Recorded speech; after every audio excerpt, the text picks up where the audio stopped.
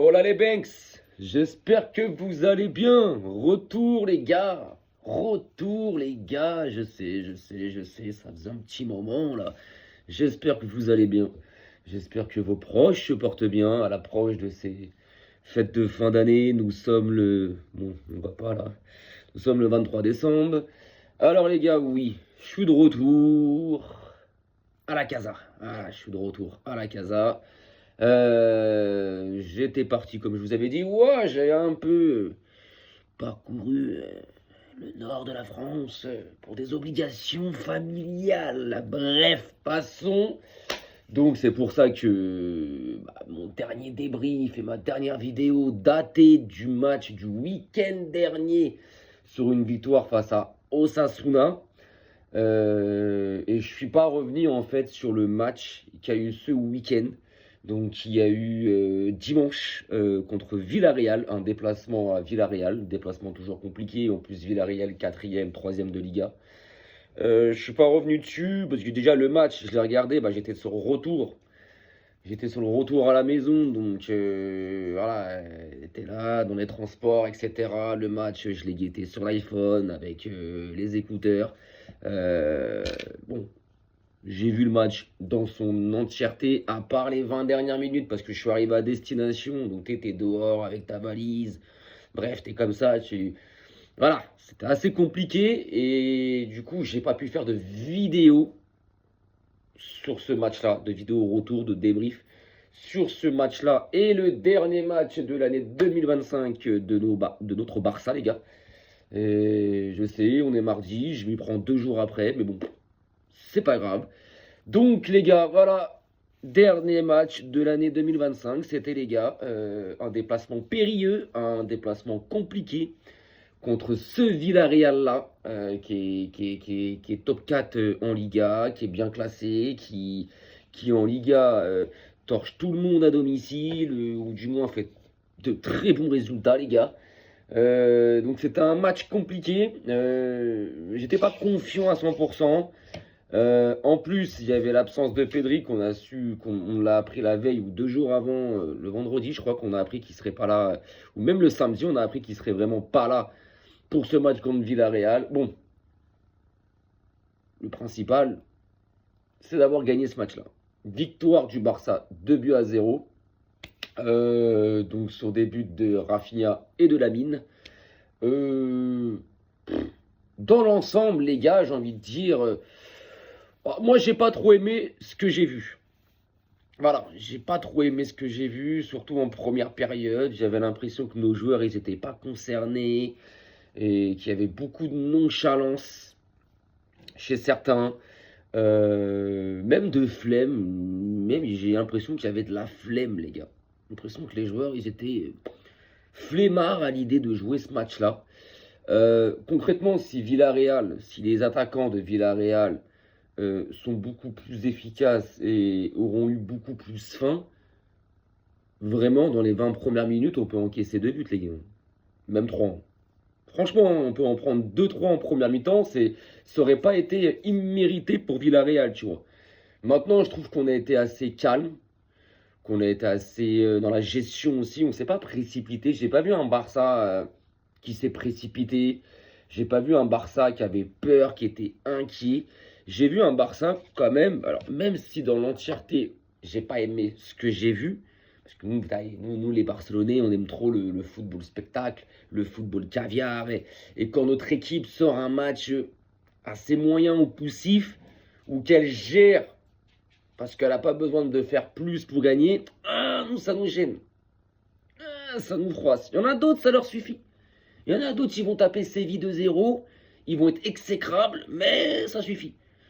Nous, non, nous, il nous faut aussi la manière, tu vois. S'il y a le résultat, ok. S'il y a les 3 points, ok. S'il n'y a pas totalement la manière, ça va me chiffonner. Donc, ce match-là, il m'a un peu chiffonné par moments, tu vois. Maintenant, par d'autres moments, j'ai trouvé un Barça, voilà, sûr de lui. J'ai trouvé un Barça qui, bah, il savait. C'est comme si on savait qu'on allait gagner, en fait, les gars. Je sais pas, les joueurs, je les ai pas trouvés paniqués. Je les ai pas trouvés, genre... Et pourtant, Tu prends la première mi-temps de Gérard Martin, elle est dégueulasse, sa première mi-temps. Baldé, première mi-temps, mauvais aussi. En première mi-temps, il y en a beaucoup, hein, à part Rafinha, Lamine sur des actions individuelles. Ferran Torres totalement invisible en première mi-temps. De Jong, il fait tout le temps la même chose, j'ai l'impression.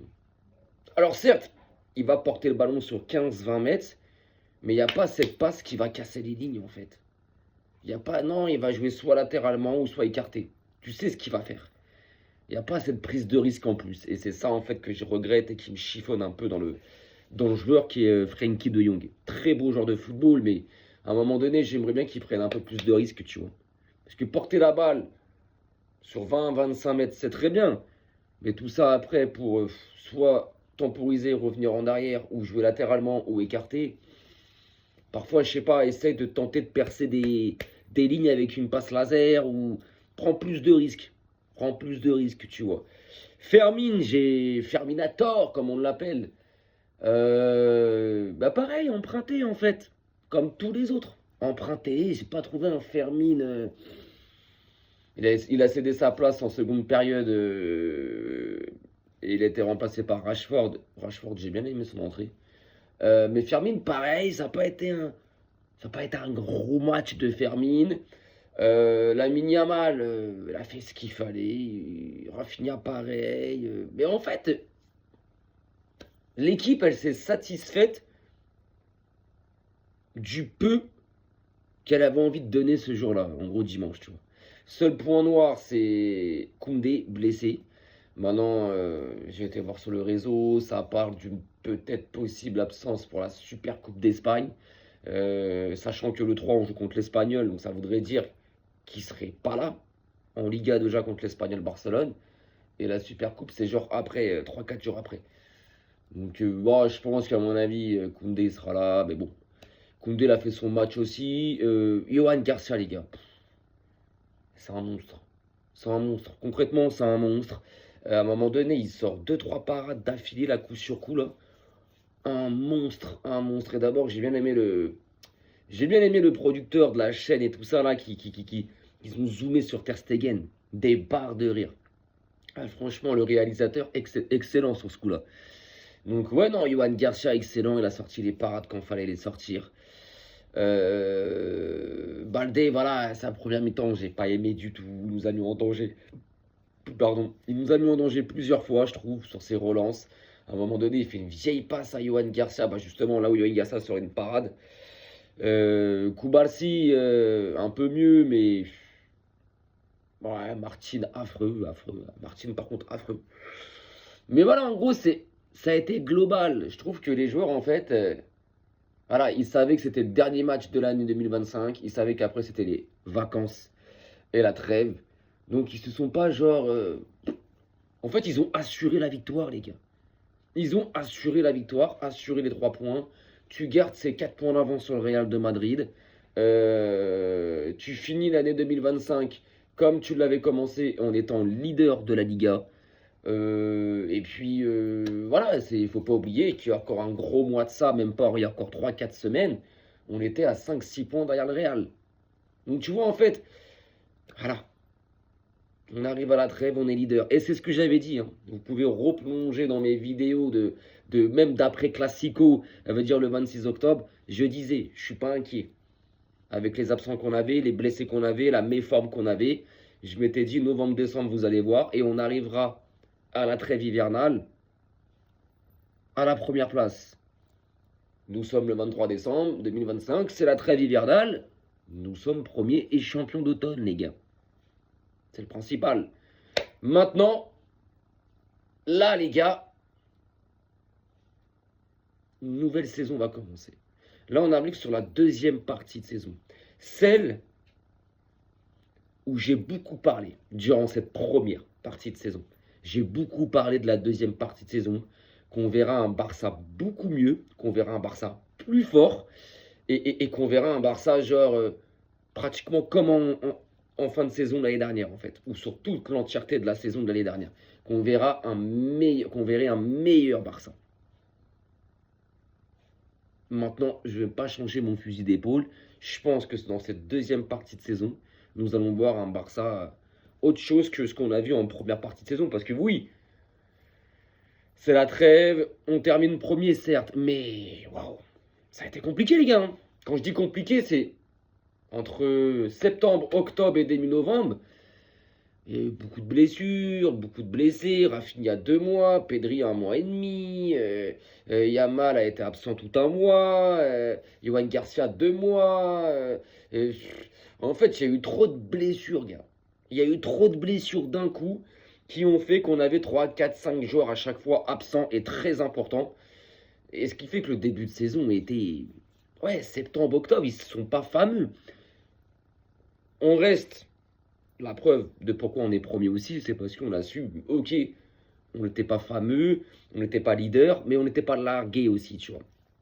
Mais ouais, première partie de saison, c'est vrai que quand on voit la saison dernière, je pense qu'on s'attendait tous, en tant que supporter catalan, à avoir un début de saison genre grandiose, genre sur la continuité du Barça de l'année dernière, tu vois.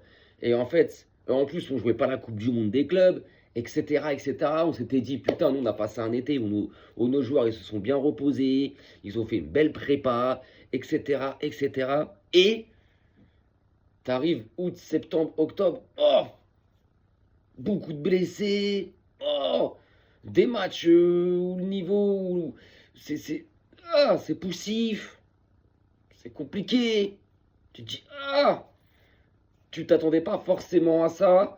Euh, donc, c'est pour ça, sur cette deuxième partie de saison, je pense que là, ça sera autre chose.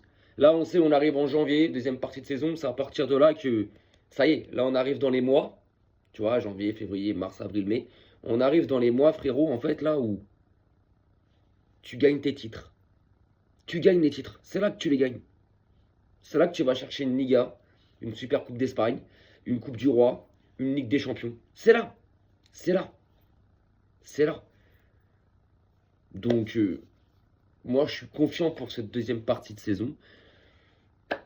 Alors, oui, je vais demander aux joueurs de commencer janvier d'entrée de jeu clé au plancher. Dire on arrive début janvier, dès qu'on reprend, bim, la dalle.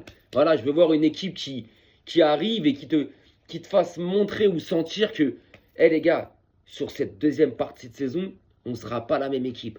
On ne sera pas les mêmes joueurs. Là, on arrive avec une vraie dalle pour 2026. Moi, c'est ce que je veux voir.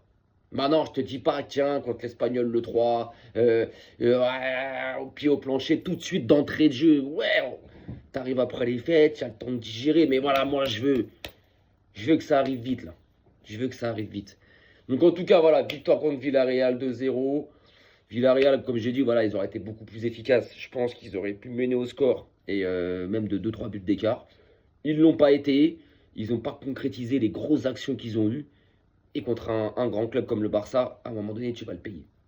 Parce que le Barça, eux, ils vont les avoir aussi, les occasions. Et quand ils vont les avoir, eux, ils vont nous punir. Eux, ils vont nous punir. Donc, globalement, on gagne ce match-là. Un match nul ou une victoire Villarreal n'aurait pas été immérité aussi. N'aurait pas été illogique. Mais bon, la victoire du Barça n'est pas aussi illogique ou imméritée pour le Barça. Non, allez, ils ont été la prendre. Ils ont été chercher les 3 points. Donc voilà, les gars. On termine cette phase aller de championnat de Liga à la première place. Et puis, bah écoutez, que demande le peuple? Que demande le peuple, les gars? Voilà, c'est ce qu'il nous fallait. Donc maintenant, il faut garder cette première place et même l'accentuer. Et puis après, se projeter sur la Super Coupe d'Espagne au mois de janvier. Et puis les gars, après, c'est fin janvier, comme je vous ai dit, il y a les 2 dernières journées de Ligue des Champions. Donc où on va jouer au Slavia Prague et on va recevoir Copenhague. Donc il y a 6 points à prendre. Quand tu regardes le classement et les calendriers des autres équipes qui sont devant nous, voilà, le top 8, il est largement faisable. Et le top 4, il peut être visé. Il peut être visé, les gars. Les Goths, sur ce, je pense pas refaire de vidéo avant le prochain match du Barça. Là, c'est le 3 janvier, les gars. Voilà, c'est le 3 janvier. C'est contre l'Espagnol Barcelone. Bah écoutez, je pense pas. Bah c'est pas ce week-end-là qui arrive, mais c'est l'autre week-end en fait. Mais voilà, d'ici là, je pense pas refaire une vidéo. Donc passez de bonnes fêtes de fin d'année, les gars. Prenez soin de vous et soyez prudents. Arrivederci et visca le Barça, les gars.